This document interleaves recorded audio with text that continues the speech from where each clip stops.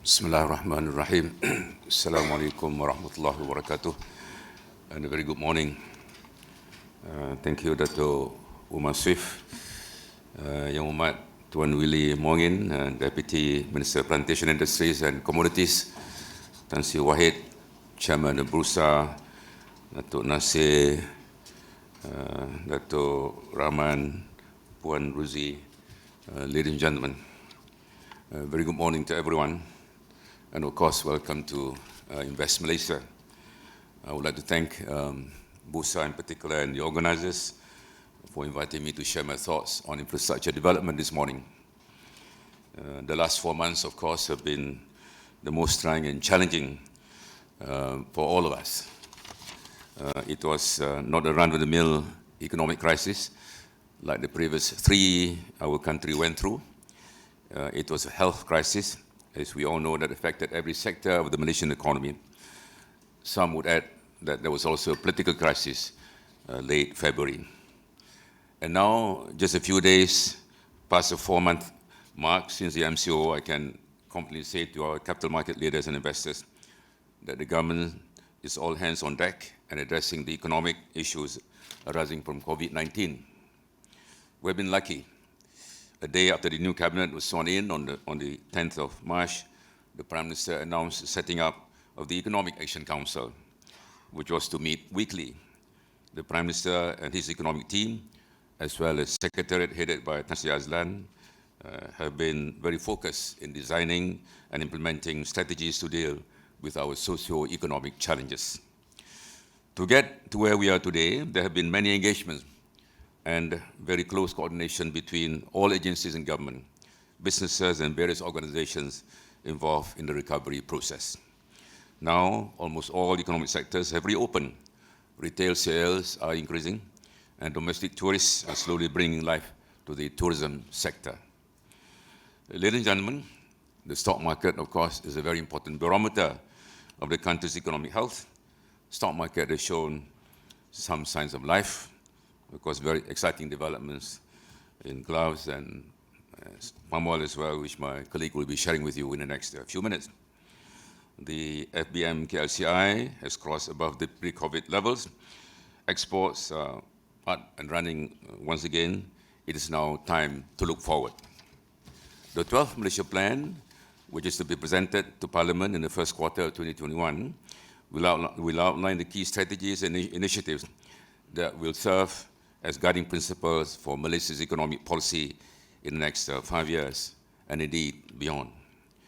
The plan will be aligned with the Shared Prosperity Vision 2030, as well as the UN 2030 Agenda for Sustainable Development, alleviating poverty, reducing income inequality, and bridging regional disparities, including disparities in infrastructure development, will be given the highest priority during the period 2021 to 2030. Ladies and gentlemen, since Merdeka, we have gone through a massive transformation. We have moved up from being a low-income country to a high middle-income country. In the region of physical infrastructure, our roads, highways, ports, railways, and airports are world-class. From a country defined by our unnavigable rainforests and dangerous swarms, we are now a country with sprawling highways, thriving airports, and bustling seaports. COVID, of course, has had some impact on activities in some of these locations. We have constructed over 200,000 kilometers of roads, 2,900 kilometers of railway, 22 airports, and 18 seaports. Malaysia is connected from north to south, east to west, and peninsula to Borneo. Infrastructure planning in the 11th Malaysia Plan, the plan we are now in, was aimed at balancing investments in roads, rail, ports, and air services, while at the same time improving the efficiency, productivity, and affordability of all these services, as well as enhancing user experience. The 12th plan will further expand on this strategy. There are a number of high-impact projects under construction, such as the Klang Valley Mass Rapid Transit Line 2, MRT2, Light Rail Transit Line 3, East Coast Rail Link, and the Pan-Borneo Highway. The Rapid Transit System, RTS, linking Johor Bahru and Singapore, hopefully will begin soon. We are also talking to our Singapore colleagues on the revival of the high-speed rail project. The implementation of all these projects will significantly improve connectivity in the country. Efficient transportation, excellent connectivity, and improved logistics are important for the next phase of Malaysia's development. In addition, there has to be better transport planning and enhanced coordination between agencies involved in the infrastructure sector. As a trading nation, better connectivity with the rest of the world is important and vital for our competitiveness and future economic growth. Ladies and gentlemen, while we have done well in the most recent Ease of Doing Business ranking by the World Bank, moving up 3 notches from position number 15 to number 12 out of 190 countries. This is very commendable. The World Bank Logistics Performance Index, which is a benchmark identifying challenges and opportunities of countries on trade logistics, which is published biannually. In 2018, the last ranking among 160 countries, we ranked number 41, which is down 9 positions compared to the previous ranking in 2016. The infrastructure component, in particular, declined from 33 to number 40. The challenge going forward is to renew our commitment to improve the quantity and also the quality of our infrastructure. Ladies and gentlemen, let me say a few words about public-private partnership. The public-private partnership approach has been a catalyst for greater private sector participation in the Malaysian economy. Under the 10th and 11th Malaysia plans, a facilitation fund of about 20 billion ringgit was established to catalyze private sector investment in a number of strategic areas. From the 20 billion allocated, 5 billion is being allocated for land acquisition, while the remaining 15 billion would act as a tipping point to help the private sector finance projects. It aims to help bridge the private sector viability gap with respect to projects that have a strategic impact and those with huge economic spillover effects. To date, 320 facilitation fund projects worth about 14.2 billion ringgit have been approved by this facility, the facilitation fund. The projects have created about 230 billion ringgit worth of economic activities.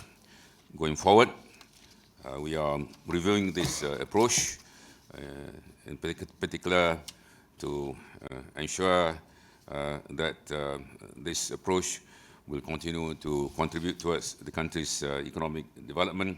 Of course, this will be done in the context of the financial situation of the country. Ladies and gentlemen, besides building new infrastructure, we must also increase allocation for maintenance. Our roads and highways, not to mention schools and some public buildings in general, are in need of better maintenance. Financial resources, of course, are limited.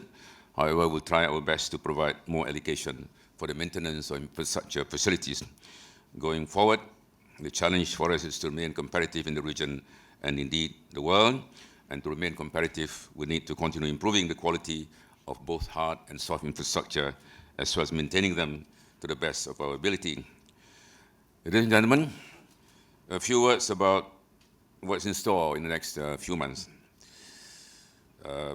Firstly, there's going to be quite a number of documents going to be presented to the public.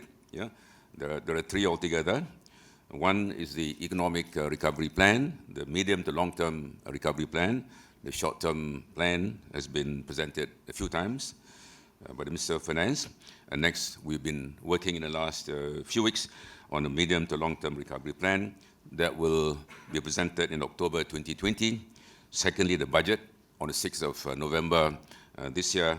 And finally, the 12th Malaysia plan in the first quarter of 2021. These are 3 major documents which the government will be presented to the public. On the recovery plan, as I said, which will be presented in October, there's an opportunity for us to have a hard look at some challenges we're facing, and this plan will address a number of reform measures. We'll be looking at the future of the workforce. We'll be looking at some labor market reforms. We'll be looking at quality investments, issue of quality investments, which have been discussed in the last few years. The digital economy, of course, is a very important component of the reform process.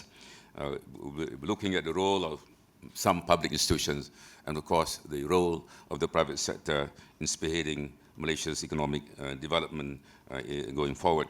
So these are three major documents which will be presented to the public. This will be providing some guidelines for the long-term growth and sustainability of the Malaysian economy. These documents, of course, will be carefully followed by members of the private sector, and hopefully we'll be able to announce a number of major reforms and the long-term recovery plan to be presented in October this year, and this will set a firm foundation for the future growth and sustainable development of the Malaysian economy. So, ladies and gentlemen, we have, in summary, we have done a lot on this infrastructure front. Some of our facilities are world-class. Going forward, we'll be revisiting some of the approaches in infrastructure development. We acknowledge that infrastructure development is critical for the continued progress of this country. We acknowledge that there's a need to reduce the gaps between the various regions in the country. We acknowledge the fact that some parts of Malaysia require the provision of some very basic facilities which they've been lacking in the last decades. And we are in the process of looking at the overall macroeconomic situation, looking at our financial resources. And by the first quarter of next year, we'll be in a position to announce the total size of the 12th Malaysia Plan allocation for the next 5 years. But it is our desire to continue improving our infrastructure. We acknowledge that infrastructure development is so critical for the continued development of the Malaysian economy. Once again, let me thank you for inviting me to say a few words in this very important seminar. Used to be attended by many hundred people. Yeah? Now in this new normal, we have this approach, but I'm sure that this is going to be very meaningful in terms of sharing ideas on how we should move forward in reshaping the Malaysian economy post-COVID-19. On that note, once again, I thank you for inviting me to share my thoughts on the subject of infrastructure development, and my colleague will address the more sexy subject of gloves and palm oil as well in the next few minutes. Thank you, Tan Sri, and thank you, everyone. Thank you.